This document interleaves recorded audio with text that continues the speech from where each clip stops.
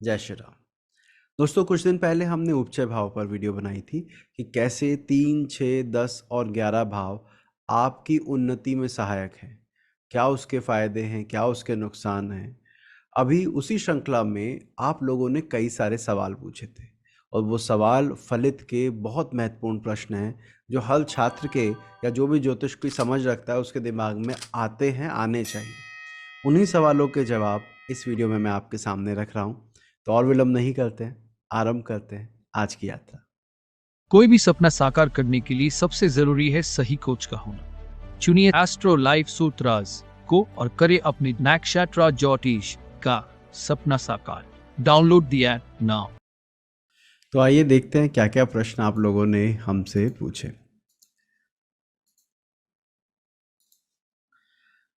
देखिए, ये प्रश्न हमारे पास आए, मिश्रा जी ने पूछे, नीलांशु मिश्रा ने। उन्होंने कहा, नमस्कार नितिन जी, 11वें भाव में स्थित ग्रह के नैसर्गिक कारकत्व की ही वृद्धि होती है या उसके स्वामित्व की भी। कहने का अर्थ यह है कि अगर आपकी पत्रिका में 11वें भाव में कोई ग्रह है तो वो क्या केवल उसके जो नैसर्गिक गुण हैं, जैसे गुरु धन का कारक है, शुक्र भोग का कारक है, वही बढ़ाएगा या कुछ और भी है। देखो, इसका उत्तर ना हमें इस बात से मिलता है कि शास्त्रों में एक श्लोक आता है। श्लोक क्या आता है?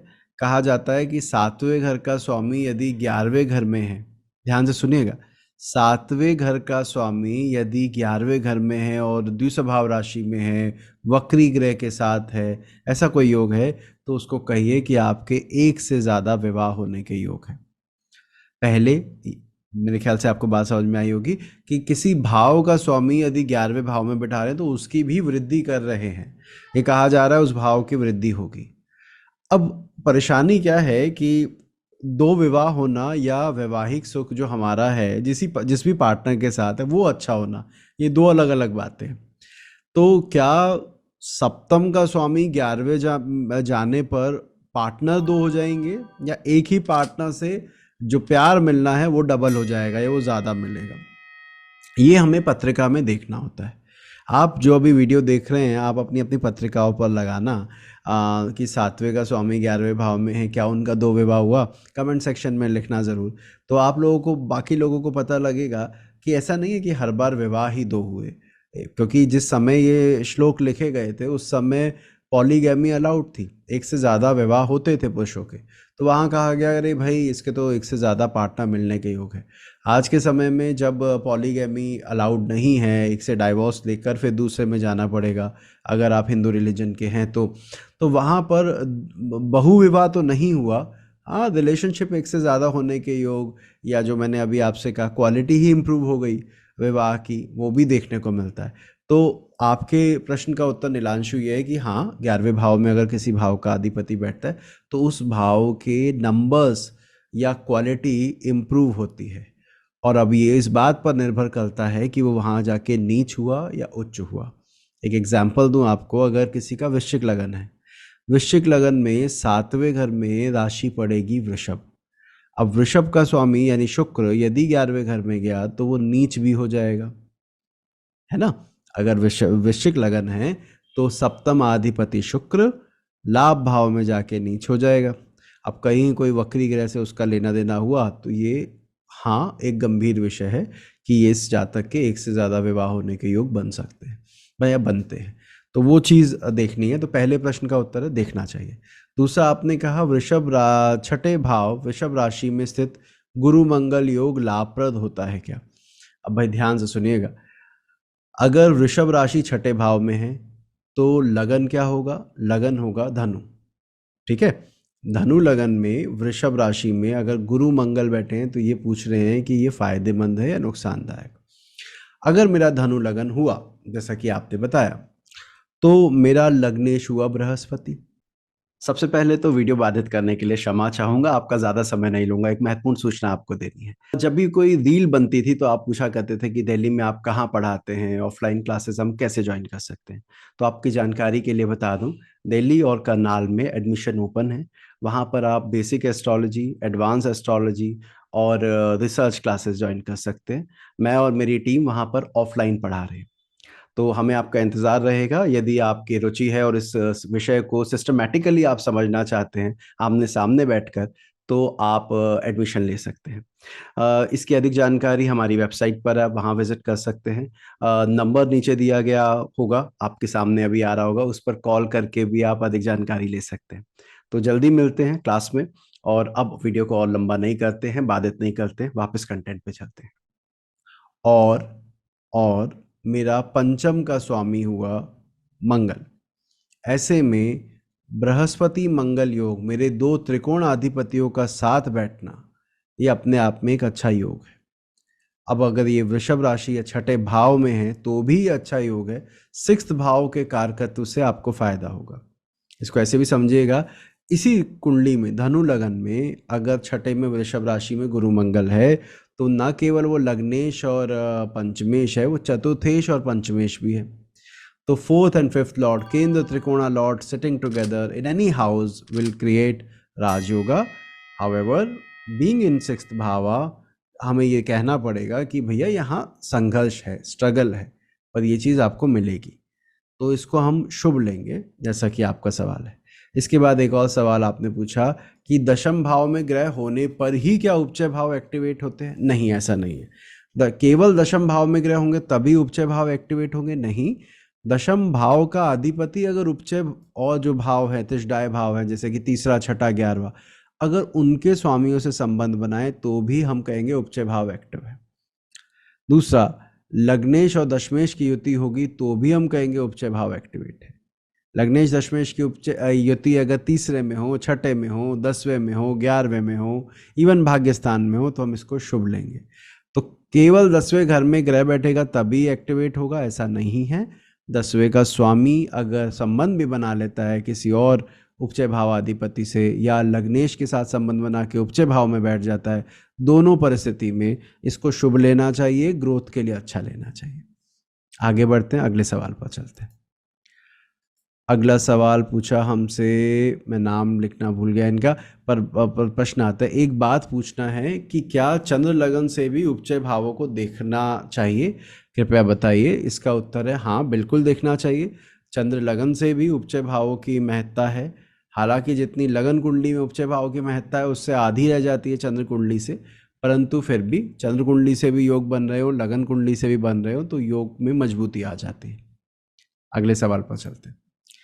इसके बाद कॉस्मिक कनेक्शन एस्ट्रो टैरो, ऐसे एक अकाउंट है, उन्होंने पूछा किताबों में वसुमती योग में लिखा है कि उपचय भाव में शुभ ग्रह बहुत अच्छे हैं, कृपया बताएं इसका क्या तर्क हो सकता है?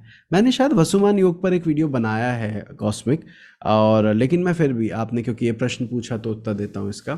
देखिए, इनका पहला जो सवाल का भाग है वो बिल्कुल सही है। मैं एक बार वसुमान या वसुमती योग के बारे में आपको बताऊं। अगर पत्रिका में उपचय भाव में 3, 6, 10, 11 भाव में केवल शुभ ग्रह हो या सारे शुभ ग्रह वहीं विराजित हो तो हम इसे वसुमान योग कहते हैं। और इसको हम, अच्छा तो शब्द इन्होंने बताया है, लेकिन ऐसा कहा जाता है कि व्यक्ति का स्वभाव अच्छा हो जाता है। व्यक्ति का स्वभाव क्यों अच्छा हो जाता है? क्योंकि व्यक्ति किसी भी काम को मना नहीं करता। आपने कहा भाई साहब ये काम करवा दो, उसके पास समय है या नहीं, फिर भी हाँ भाई साहब करवा दूंगा, और लग गया उस काम में। किसी और ने कुछ कहा, हाँ जी ये भी हो जाएगा, हाँ जी ये भी हो जाएगा। मतलब क्योंकि प्रतिरोधक क्षमता नहीं है या रेजिस्टेंस नहीं है, इस वजह से आप सबके काम आते हो। ये वसुमान योग का फायदा है। समाज के लिए तो बहुत अच्छे हो गए आप, क्योंकि ऐसा बंदा किसको बुरा लगेगा? यस मैन किसको बुरा लगता है? हर काम के लिए हाँ कर देता है, काम कर देता है, और क्या चाहिए? उस आधार पर वसुमान योग को तो अच्छा माना गया। लेकिन उसी वसुमान योग में मैं कमेंट्री भूल रहा हूँ किस बुक में ये मेंशन है, एक शास्त्रीय ग्रंथ में इसकी जो श्लोक की हिंदी बताई गई उसमें ये भी कहा गया कि जीवन का पूर्वार्ध सुखमय बीतता है। अब इस लाइन का क्या मतलब है? पूर्व अर्ध यानी कि शुरुआत का आधा हिस्सा, तो बात के आधे हिस्से का क्या वो अच्छा नहीं बीतता क्योंकि आपने पूर्वार्ध लिखा है? तो ऐसा है कि शुरुआत, परमात्मा आपको संसाधन सब कुछ देता है, लेकिन क्योंकि आप किसी को मना नहीं कर पाते हो, आप रेजिस्ट नहीं कर पाते हो, तो आप दोनों हाथों से समाज को देते जाते हो और अंत में परेशान होना पड़ सकता है। निर्भर करता है आपके लग्नेश की क्या स्थिति है, लेकिन ये योग जीवन के शुरुआत में सही उत्तरार्ध के लिए अच्छा नहीं माना गया। जबकि ये जो दूसरा योग है उपचय भाव में क्रूर ग्रह वाला, वो पूर्वार्ध में आपको मेहनत करवा देगा, लेकिन लड़ के झगड़ कर अधिकारों से आप अपनी चीज़ों को ले पाएंगे। वसुमान योग के लिए जो मुझे एक सबसे अच्छा कैरेक्टर याद आता है ना, वो आते हैं पितामह भीष्म महाभारत में। क्या नहीं था उनके पास? परशुराम जैसे गुरु, राजा शांतनु जैसे पिता, माँ गंगा, और राजपद उनका था, उनको मिल सकता था, लेकिन पिता के लिए उन्होंने सबसे पहले तो उसका त्याग किया। और उसके बाद आगे की कहानी आपको पता है, वहाँ से लेके ब्रह्मचारी रहने का वो किया, प्रण किया। फिर उसके आगे भी आपने पूरी महाभारत सुनी और देखी होगी तो पता होगा कि जीवन के हर क्षेत्र में उन्होंने दिया ही है, किसी से कुछ लिया नहीं। और वो ही अगर रेजिस्ट कर जाते, अगर वो मना कर देते या वो प्रतिरोध करते, तो शायद महाभारत वैसे नहीं होती जैसी आज है। तो कई बार आपका हाँ हाँ करना भी नुकसान दे जाता है। एनीवे, आगे बढ़ते हैं। वसुमती योग के बारे में आपका प्रश्न था, तो मैंने आपको बताया कि इसको कैसे देखना चाहिए। आगे शशिदीप मिश्र जी पूछते हैं, नैसर्गिक शुभ ग्रह यदि वर्गोत्तम हो जाए तब क्या माना जाएगा? जैसे सिंह लगन की कुंडली में वर्गोत्तम लगन के साथ द्वादश भाव के स्वामी पूर्णिमा का चंद्र छठे भाव में वर्गोत्तम हो तो क्या इसे बुरा या खराब माना जाएगा? शशिदीप भाई, देखिए, नैसर्गिक ग्रह वर्गोत्तम हो जाए तो बहुत अच्छी बात है। उससे बढ़िया और क्या होगा। आपने बोला छठे भाव में वर्गोत्तम हो जाए, और वो भी आपने बोला सिंह लगन की कुंडली में। सिंह लगन में छठे भाव में राशि आती है मकर, सही है। सिंह लगन में छठे भाव में राशि आती है मकर। मकर राशि में ये चंद्रमा वर्गोत्तम हुआ है। इसका अर्थ ये हुआ कि ये जो आपने जिस ग्रह का नाम बोला है वो उत्तरा आषाढ़ नक्षत्र के दूसरे पद में विराजित है। चंद्रमा उत्तरा आषाढ़ नक्षत्र में है और दूसरे पद में विराजित है। मैं इसको चलो कॉम्प्लिकेट नहीं करता, थोड़ा सिंपल करते हैं इसको, क्योंकि वो फिर कहानी कहीं और चली जाएगी। तो उत्तर ये है, हाँ, वर्गोत्तम होना अच्छी बात है, लेकिन जिस राशि में आप वर्गोत्तम कर रहे हैं वो शनि की राशि है। नवांश में भी शनि में गया। ऐसा व्यक्ति विरक्त रहता है, ऐसा व्यक्ति आध्यात्मिक रहता है, ऐसा व्यक्ति दूसरे की पीड़ा से परेशान होता है, जुड़ पाता है, ये क्वालिटी तो उसमें आती है। जहाँ तक बात आई छठे में भाव में जाके हुआ, तो क्योंकि छठे में जाके हुआ तो वही प्रतिरोधक क्षमता कम कर देता है ये, और मना करने में इस व्यक्ति को परेशानी आएगी। आपने ये भी कहा कि द्वादश भाव का अधिपति है, तो द्वादश भाव का अधिपति का वर्गोत्तम होना, बली होकर वर्गोत्तम होना जातक के लिए कोई बहुत लाभकारी नहीं होता है। आपने लेकिन एक बात और जोड़ दी है इसके साथ कि वो पूर्णिमा का चंद्रमा है। तो मैं मान के चल रहा हूँ कि सिंह लगन में द्वादश भाव में सूर्य बैठा है। अगर ऐसा है तो ये स्थिति दिखाती है कि जातक का स्वभाव बहुत अच्छा होगा, जीवन में उन्नति भी प्राप्त होगी, लेकिन वो ऐसे किसी व्यवसाय में जिसमें दूसरे की पीड़ा दूर करनी हो, दूसरे का दुख दूर करना हो, ऐसे कामों में ये जातक ज़्यादा अच्छा कर पाएगा। आगे बढ़ते हैं, अगले सवाल पर चलते हैं। जैसे इन्होंने पूछा क्या इसे बुरा या खराब माना जाएगा? देखिए, खराब तो कुछ भी नहीं होता, सब कुछ अच्छा है। बस ये है कि आप सही जगह पे हैं तो वो अच्छा सबको दिख जाता है, और अगर आपकी जगह गलत है तो अच्छा होने के बाद भी आपको लोग बुरा कह देते हैं। ज्योतिष हीलर एक अकाउंट है, उन्होंने हमसे ये पूछा, क्या दृष्टि फल भी वही होगा जो ग्रह की उपस्थिति से होगा उपचय भाव में? काश ऐसा होता, परंतु ऐसा होता नहीं है। आप समझिए, छठे भाव में बैठे ग्रह को की तुलना हम 12वें भाव में बैठे क्रूर ग्रह से नहीं कर सकते ना। अगर द्वादश भाव में क्रूर ग्रह है तो मेरी निद्रा, मेरा सबकॉन्शियस माइंड, उसके ऊपर उसका बुरा असर पड़ेगा। तो वो दृष्टि अगर छठे पर डाल रहा है 12वें में बैठकर, या उपचय भाव में मतलब तीसरे पर क्रूर दृष्टि पड़वाने के लिए हम अपने भाग्यस्थान में क्रूर ग्रह बिठा दें या बैठा हो, तो क्या हम उसको शुभ लेंगे? तो उत्तर है बिल्कुल नहीं, ऐसा नहीं करना चाहिए। तो देखिए, ये कुछ सवाल थे जो आप लोगों ने पूछे, और मुझे लगता है आपको उसके उत्तर मिल गए होंगे। कैसा लगा ये वीडियो ज़रूर बताइएगा कमेंट सेक्शन में।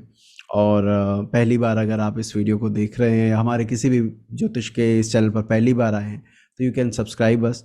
आपको ऐसे और वीडियो भी यहाँ पर उपलब्ध रहेंगे। मिलते हैं अगली बार किसी और विषय के साथ। जय श्री राम। फलित में भाव चलित का क्या रोल है, यदि इस बारे में जानकारी चाहते हैं तो नीचे दिए गए इस वीडियो पर क्लिक करें और हमारे लेटेस्ट वीडियो के लिए आप ऊपर दी गई वीडियो पे क्लिक कर सकते हैं।